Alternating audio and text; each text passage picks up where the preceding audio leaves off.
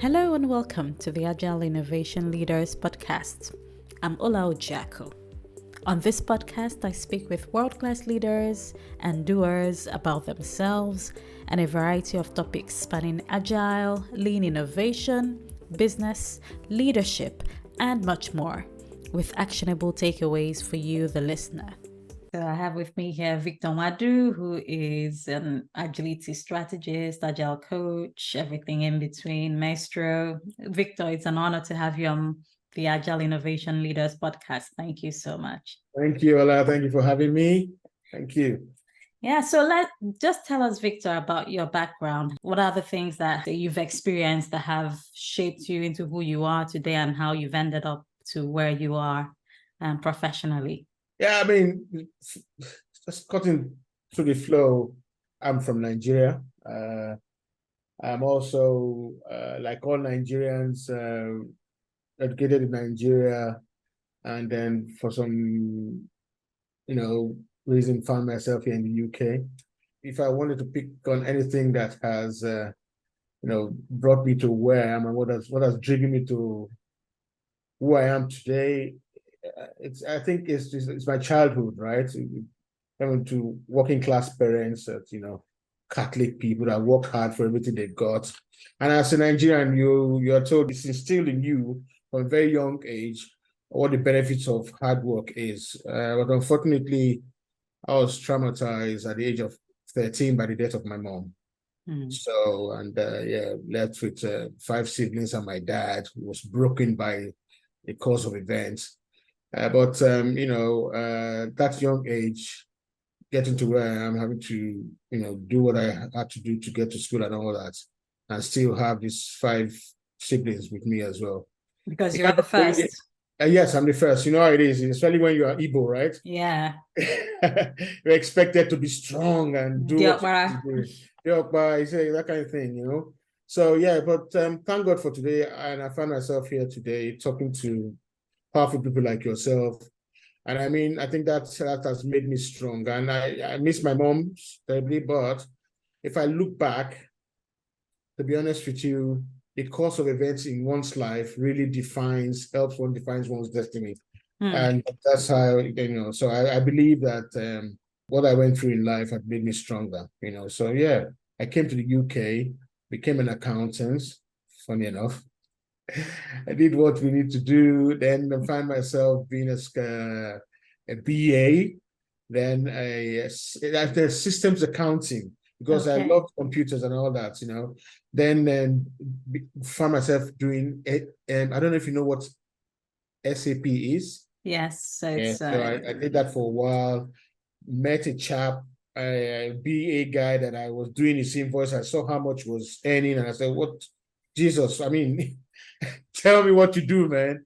I then became a BA from that, then became, at that time, luckily, Scrum was just coming into the industry. And, I found myself doing something called an Agile BA. Yeah. That's how I got into Agile. Then became a Scrum Master, became an Agile coach, and the rest is history. So that's basically it in a nutshell. That's interesting that you started off as an accountant and now you're an Agile coach. I mean, I'm not throwing stones. I started off as an electronic engineer and I'm an Agile coach. But yeah, it's all about what I'm trying to also tell young people, including my children, that what you start off with doesn't necessarily mean that that's the career you're going to have for your whole life. There is a whole lot of options, but it's just about starting somewhere. Yeah. Especially now, I say the same thing to my kids, especially my son. Now you need to be in a state of mind where you need to adapt. A lot of paradigm shifts are happening underneath us, and you need to be ready. You need to be ready to go and adapt to the present circumstances. Otherwise, and this is why we do what we do. Yeah, and I think it starts with the mindset as well. Just having that agile mindset, not to flog it, but agility starts first with the mind. Exactly. What's your take on it? Because things are changing, to be able to adapt and thrive in a rapidly changing world. Exactly. I mean, so we are living in exciting times. Like already, agility was born out of the times that we're living in. It all started with the internet and our sourcing and all Of that, course. and the world becoming a small village and all that. Then we have this digital thing going on and the information age, and that brought itself all sorts of fantastic things. Things are, because we are utilizing and leveraging the power of technology, we find out that we don't need to do certain things. Unfortunately, some jobs have to go, but then new ones are coming in. So all these fantastic things happening. And again, it's affecting generations right now. If you have Generation X, like me, you would have seen at least 3 more generations in your time when these changes are happening. It's crazy. How do we survive? You survive by adapting. If you don't adapt, you become obsolete. Extinct. So exactly. That are tailored into the industry and the way we work. And even now talking to you, I'm working from home. I have a home office, and that makes it even more fantastic because I can work anywhere in the world, right? So what it does now is that it creates a bigger competition, right? Where anybody can apply for any job anywhere in the world. It also helps the earth. And I don't want to go into that working from home debate, but that's all these things that are happening as the consequences of the various paradigm shifts that are happening. So we need to adapt, like you said, in the mind. Our mind needs to be open to change. Yeah. And we need to put ourselves in a place where we leverage all the advantages of those changes for our own benefits. And so, yeah. Well said, Victor. I completely associate with what you've said so far, and the changes that are happening, especially with technology. For example, the recent one that's making waves is like AI.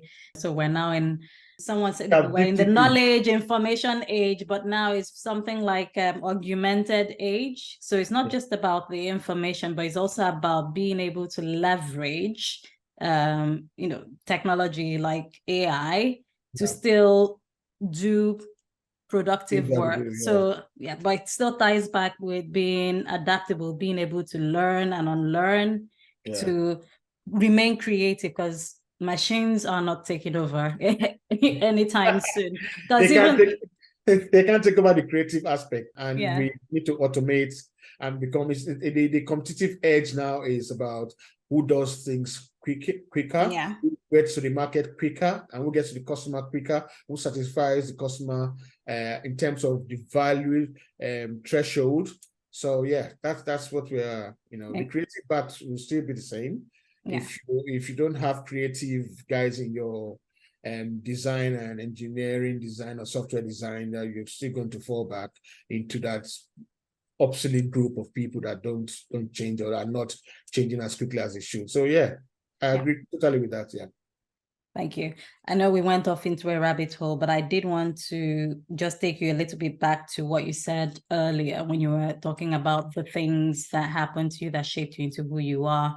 And you mentioned your mom's death at 13. I'm really sorry about that. I can't imagine how tough it would be, because my son just turned 13, and I can't imagine the difficulty it must be. Well, you did say it must have been for you. You said events in one's life defines one's destiny.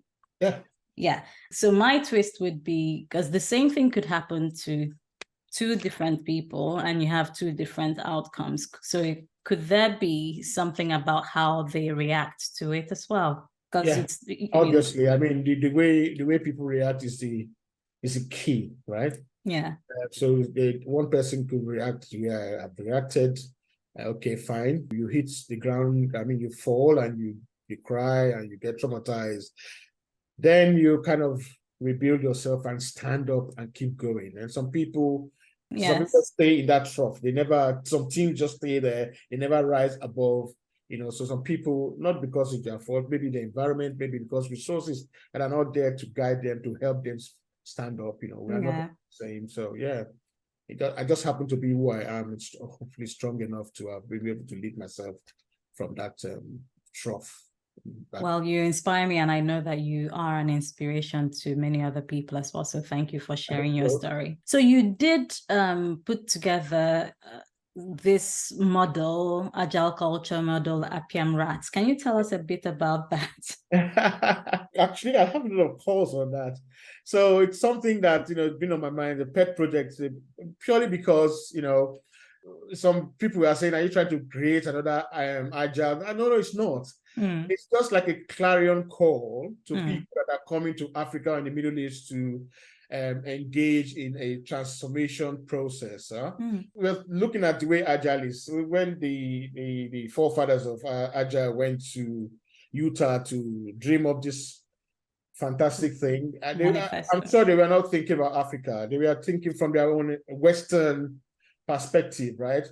And we Africans, Agilists and change agents from Africa, we know that things we've learned from what the manifesto and the principles have taught us are not that straightforward from where we come from.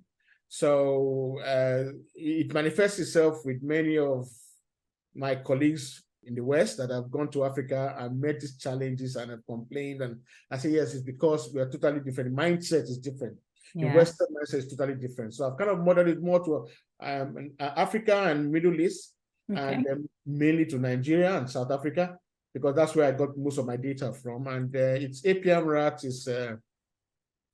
it's actually Agile practice in Africa and the Middle East. And the rats, I get also some from my friends. The rats, it just, when I kind of listed out the main things, main factors, some of them not that bad, some of them the bad ones. It just, the best way I could figure it out to create a sound bite was, it came out as rats. So you have, so you have your religious intrusion. The R is religious intrusion.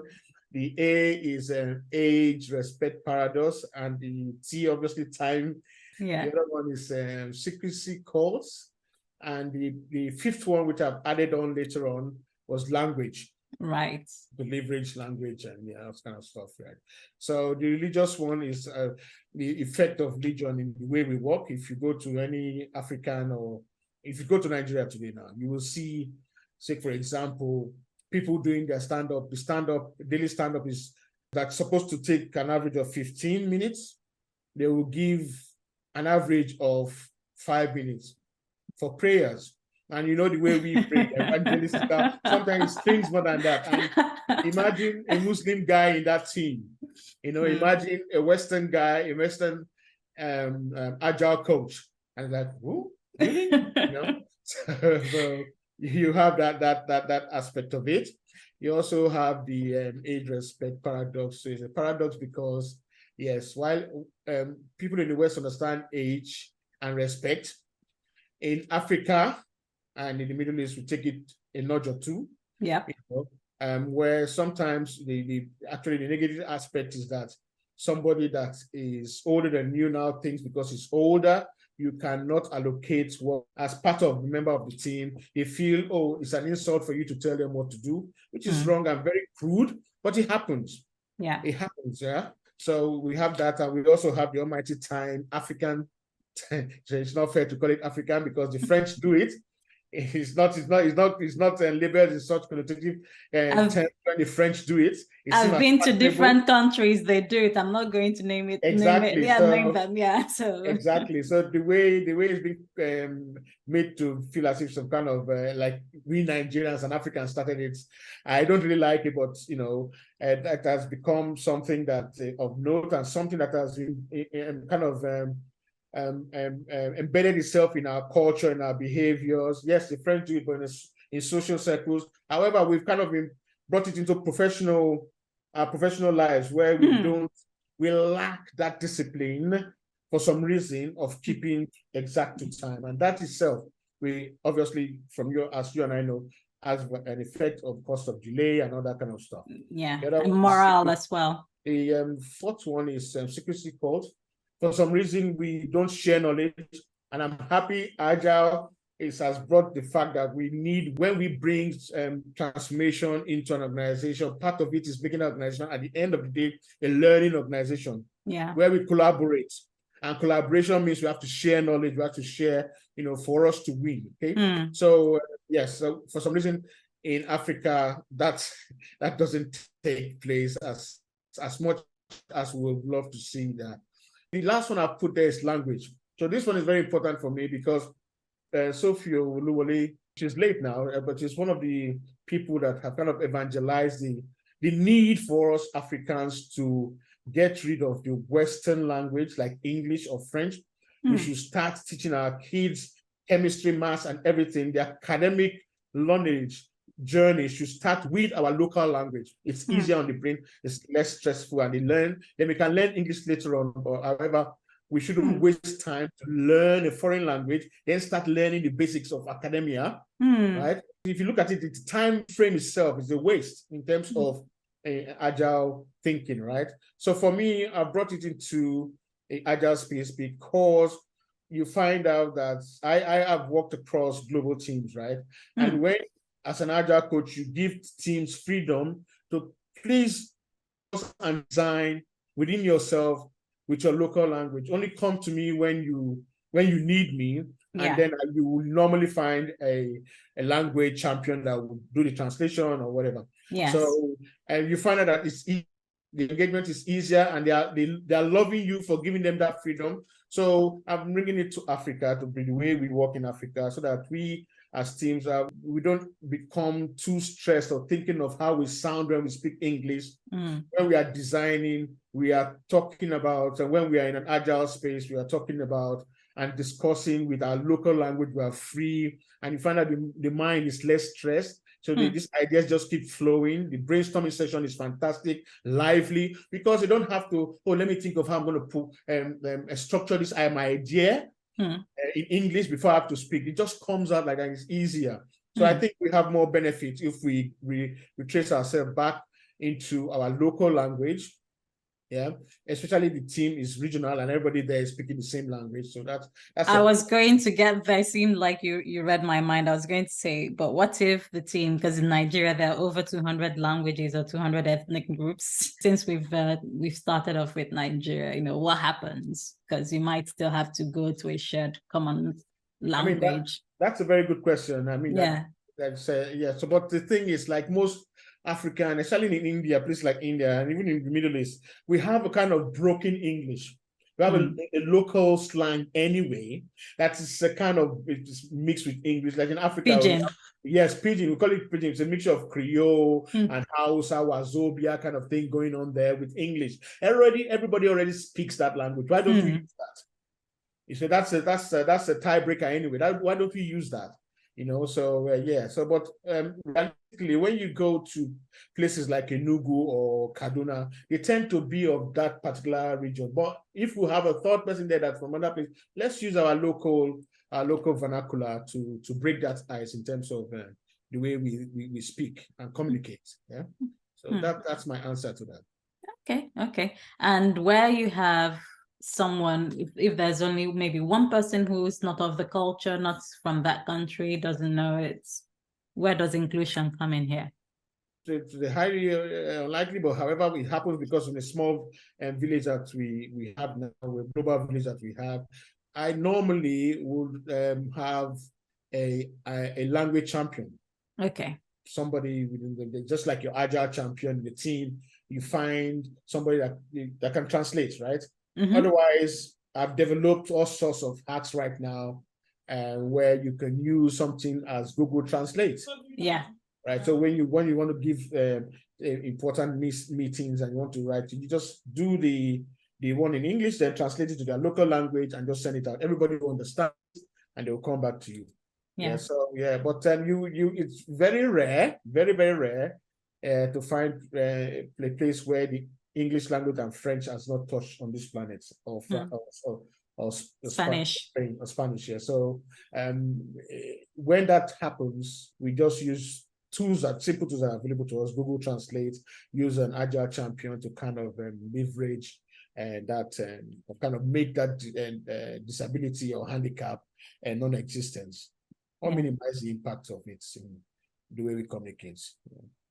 On a slightly off tangent point, in terms of languages, Mandarin is also like going up there. you can't ignore that.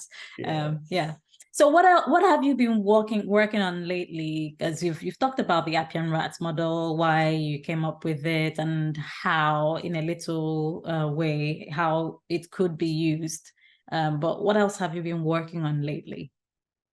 that you'd like to share with the world? Apart from work and all that, I give a lot to my people. I try to empower a lot of people. So I've created this like an agility group where it's a global support thing where we kind of give master classes to people that are coming into the industry, Scrum Masters and Agile coaches already there, but we want to, so I kind of hold these master classes to help them for free, actually.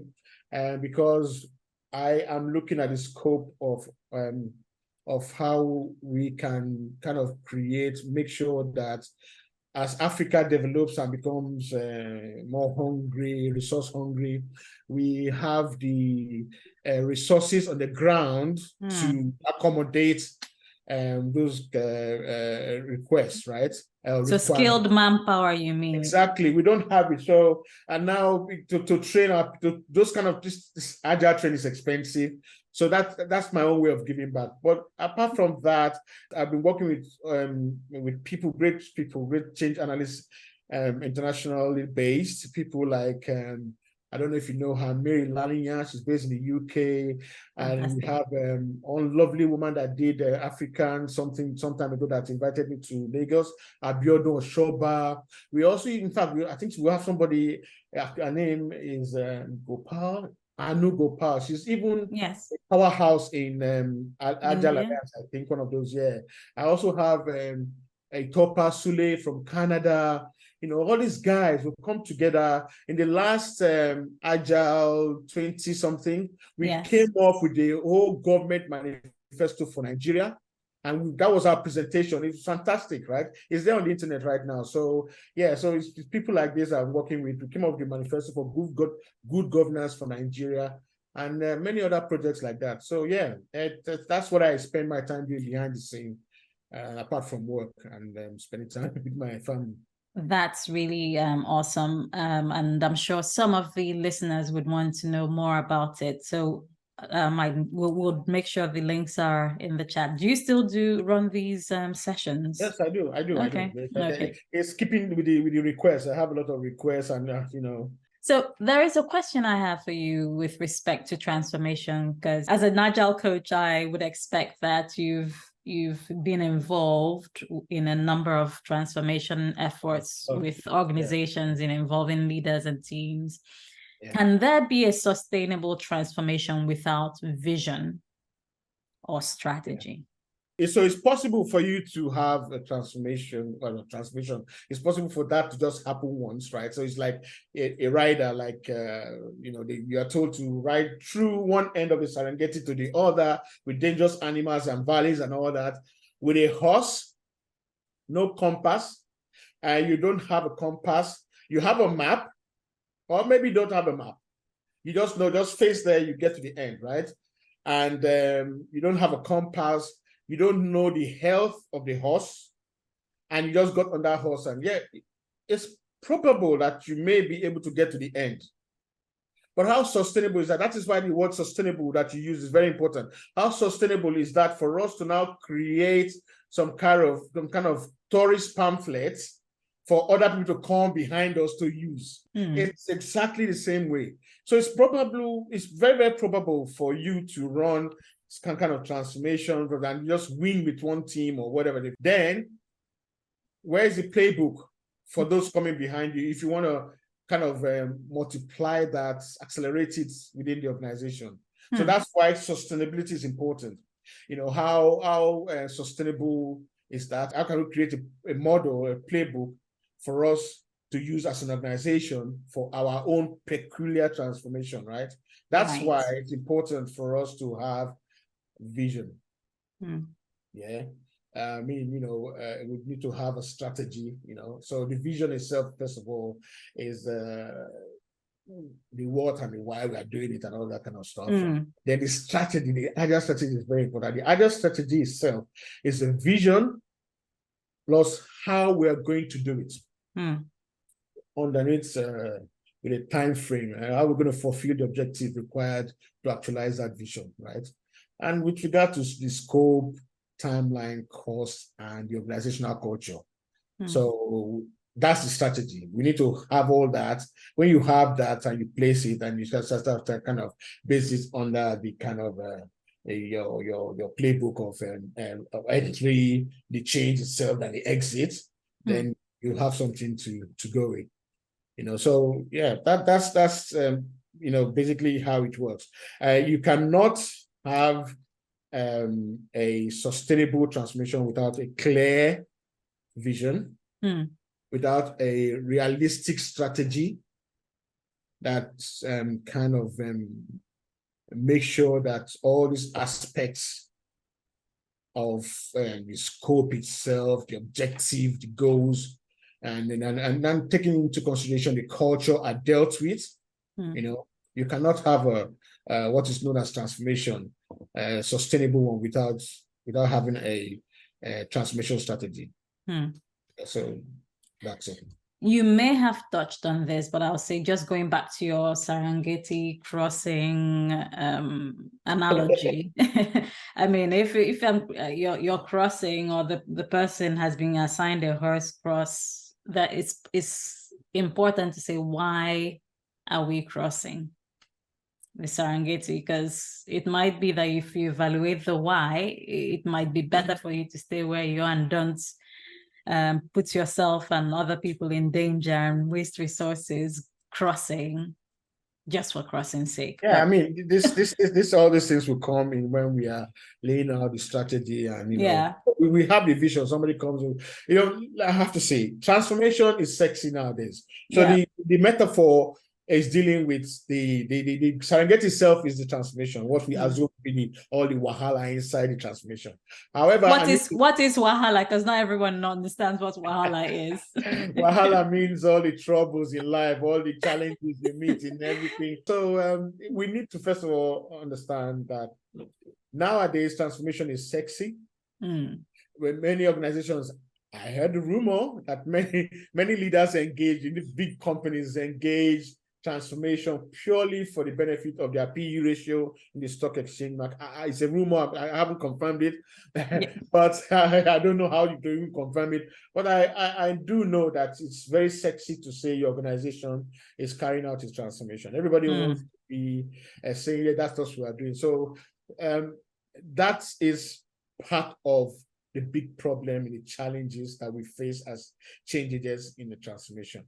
Because the success of the transformation depends on the leaders and the person at the top, how committed they are to it. So the commitment of that leader starts from the top. If they don't have the buy-in, if they are not convinced about it, they're just doing it for show. When push comes to shove, and it will happen, the challenges will come and hit you. Cultural challenges, personality challenges, the ego of leaders or middle managers, and all that, you will hit them. As you already know, how committed is the leader at the top to come down and say, guys, and create that space for us to be able to make this transformation happen. Because as the ultimate impediment remover, that person should be able to have the time, to have the commitment to come down to the team level, to the whatever program level, whatever, and be able to remove that impediment for us to happen. So if this leader or sets of leaders or whoever is given the mandate to commission a transformation doesn't have total commitment, or is not bought in, is just doing it for some show or for some reason, it's not going to work. Yeah, very true.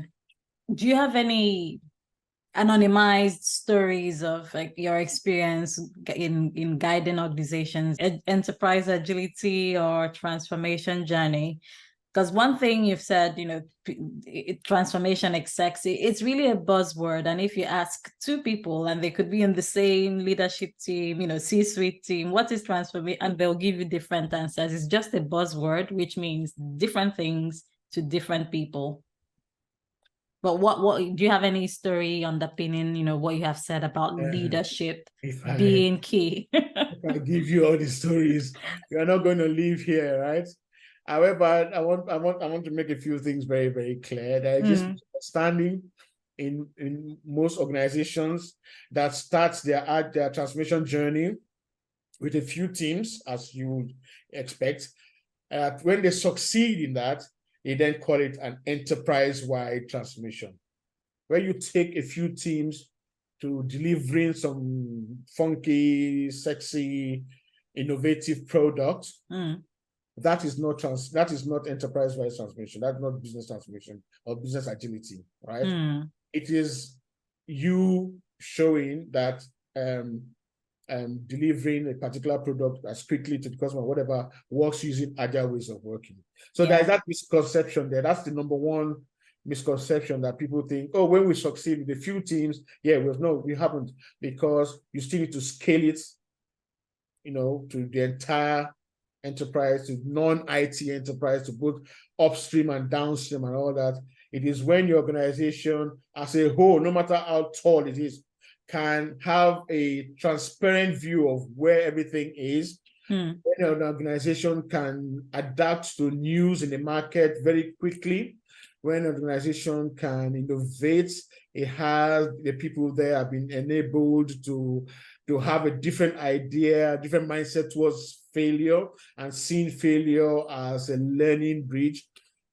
All those kind of mindset things, but happening in very large scale, so that the organization becomes a learning organization. Everybody's learning. We have a lot of COPs, you have a lot of, that's when you will say a transformation has been successful. That's when you can actually say the organization has transited from its traditional stoic siloed setup to where we have open collaboration, and the culture has been changed in that the mindset of people that lead and those that make things happen is one, and they have this adaptive way of behaving when something happens in the market. Nothing shocks them. Even when it does, I understand some people even have an disruptive, when you come up with an idea in your organization and you go out to the market and sell it, you become disruptive, you disrupt the market. However, some organizations as well are having anti-disruption strategies. In case somebody else comes, how quickly can we respond? So those are the kind of things that shows that an organization has actually transited from those traditional ways of working to an agile way of working. However, the other aspect I want to draw to our attention is about timing. When we are thinking of transformation, so for me, my advice is, first of all, number one, to get the top person involved in it.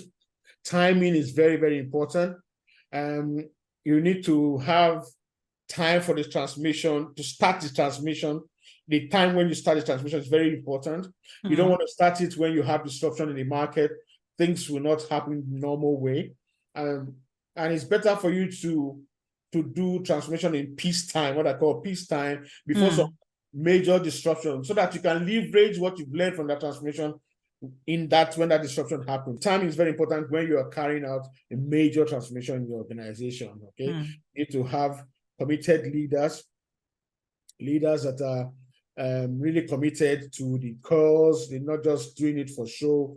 And leaders should be able to come down and do Gemba works, and see that what is actually happening in the kitchen is what their executive information system is relaying to them, right? There need to be complete transparency from the top to bottom, so that we are sure that what the developers and the guys creating all our products are doing is exactly tied to the vision and objective of the executive. So that's part of it.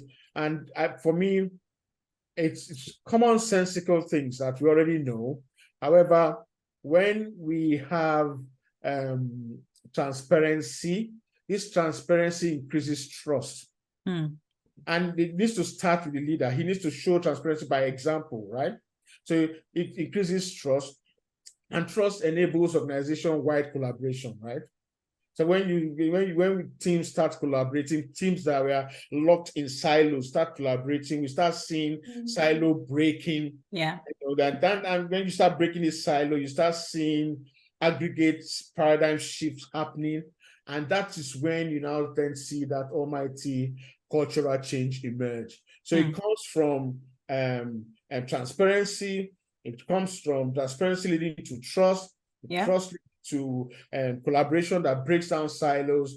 And when that thing happens, you start having all this shift, because we now trust each other. There are no more silos. Then the cultural shift that people say is hard to do. Yeah. It is, yeah. However, if you follow this, if you allow this thing to flow the way I've just listed, it will flow in its normal cadence, right? Mm. Without having to have unnecessary, it's not easy to have a cultural, don't get me wrong. When we are as change analysts and change agents, it's not easy for cultural change. No matter where you are in the world, people don't like change as a result. Yeah. However, it starts with commonsensical things like the leader taking the first step, the leader coming into, sometimes when you have a Gemba walk, you come into a meeting and you, like, for example, in some not recent, about 2 years ago, where the leader came into a meeting of an impediment that has been there. So they kind of a scrum of scrum meeting. Yeah. And that has been a feature type impediment that has been there for quite a while. And he came in, and after they've had the conversation, he just raised his hand, and everybody was surprised to see him. And then said, "What is it?" And he kind of listed that to him. This impediment that had been there for roughly about almost a month was dealt with within 2 days. That is one of the major advantages when you have the leader there, and you need to ask yourself the question: what was causing the impediment delay, the eradication of the impediments, and the delay of the eradication of the impediments before the leader came in? Middle management, also cultural thing, bureaucracy, my space, your space. So the person at the top comes in and slashes through. If you have leaders that are prepared to do that, that have the time to do that, transformation will take its normal course without unfortunate circumstances happening. Well, you've said a lot of things in this time and space, and I mean, they make sense to me. But is it possible, because you said transformation is ideal when done in peacetime? How can you? It's almost like saying you time the markets. Yes, because there are other people, many organizations that have admitted, for example, the pandemic accelerated their transformation per se. Accelerated, but many of them died. We have unforeseen circumstances that you cannot help that, right? Aliens landing on the planet and disrupting the whole thing. You cannot help that, right? But I was saying that if you are given a time to select, so it's better for you to do it now before COVID is part of it, but you also have market disruptions as well, right? So the best time would be when you think just kind of stability, because it starts from a small team, then expands. So you want to make sure that team is not distracted by bigger factors that may be beyond beyond the reach of the remediating powers of the leaders in the organizations, right? So that's giving, if you are giving, if you can help it. If you can't help it, start it as quickly as possible, but yes, it's better to have it started in peacetime. Awesome. Thanks, Victor. I can see that you are quite passionate about what you're saying. So what books have you recommended to people about this topic or anything else, and why? I have many books. The main book that for me has kind of created powerful insights in the way I do my work, the way I even see life. And one of them, the top one, is The Goal by Elihu Goldratt. Then the other one is Turn the Ship Around. By David Marquet or Ake, I can't remember. Sorry. No, it's okay. So, we'll put it in the links. I use that a lot, and it's just leadership. It should be about enabling a self-managing, self-organizing team. I mean, in the way we work nowadays, you can't know everything. And that was what the point was trying to say. As a captain, he's supposed to know how they work, but the details, there are experts that is within his reach, that the guys are the experts. So enable them to do the thing, and you just deal with it. And the third one will be, I just read this book. It's called Wisdom of the Crowd by James Sorowicki. He was saying that data shows that if you ask people to solve a problem, and a group of people from just non-experts, and you get the expert to predict that same problem, their answer will be close to the reality than the experts themselves. Why? I don't know. Maybe the aggregate knowledge of the crowd coming together rather than experts. And the other point he was making also is how the hippo's opinion, like when you have a team of engineers and the manager comes in that meeting and you ask a question of how do you think we can do this, and he gives his opinion first, his opinion is going to skew the answers of everybody else. So this is why it's important when you have a meeting and some hippos are there, let them be still, let us hear the opinions of the team, the other 9 members of the team, before if they need to give their opinion, right? Otherwise, we just have a skewed opinion, and that opinion will not be the best for that particular question. So that The Wisdom of the Crowd is another very good book. Thank you. So there are 3 books: The Goal, Turn That Ship Around, Wisdom of the Crowds. So how can the audience find you or contact you?